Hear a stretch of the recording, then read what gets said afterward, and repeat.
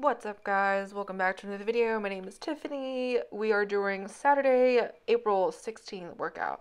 Some Zercher squats. First time I've ever done these in a really long time. Yeah, very good ego deflator because these are hard as shit. Just the positioning and yeah, everything. I mean, my form looks great and shit. I'm doing naked squats, so nothing, no belt, no reps, no knee shit, knee sleeves, no belt. Did I say everything? But yeah, I'm doing a top double. I did it at 60 kg, and I did some pause zerchers for 3x5 at 50 kg. I think the pauses were a little bit sketchy.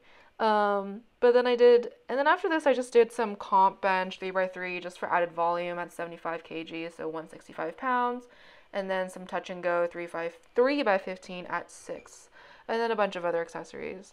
But going off of my last video where I talked about gym intimidation and being a girl at the gym, I've made another video about this before and like being harassed and shit.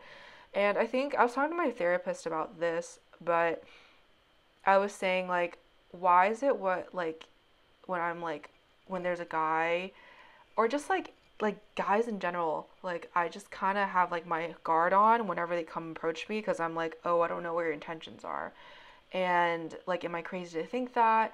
And my therapist was like, "No, like he's like you shouldn't be because what that is just being smart, right? Because of all your past trauma, of like all your past hurt with all the guys and just harassment and you know, abuse and shit, it's like it's normal for you to be on guard. But it is a problem where you are paranoid to the point where like I will never talk to guys anymore.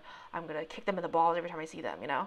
So yeah, and I just kind of made the analogy. I was like, wait, that's so weird because obviously it's like when you go outside and it's cold and you go outside at like 10 p.m., it's gonna be cold. So the next time you go outside, you're gonna bring a jacket, right?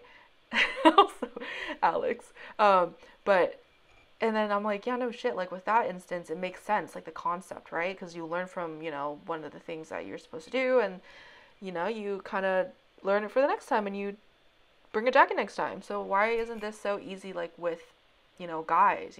Why do I have to doubt myself?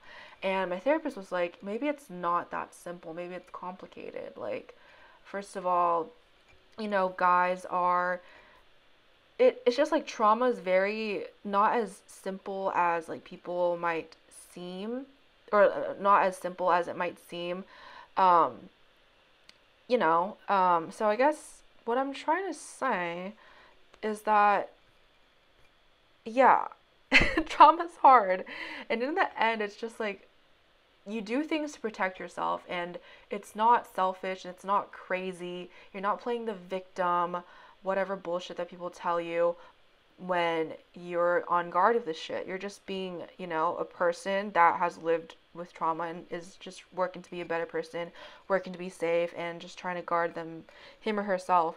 And so that's kind of what I learned in therapy, but also, what the fuck am I trying to say? What the fuck am I trying to say? I'm blanking out on shit today. Split squats suck ass. I did 3x20 at 30 pounds.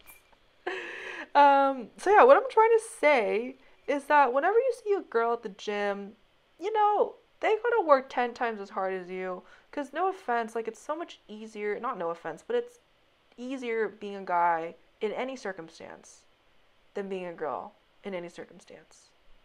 If you guys wanna, we can have a conversation, but actually, there is really no conversation.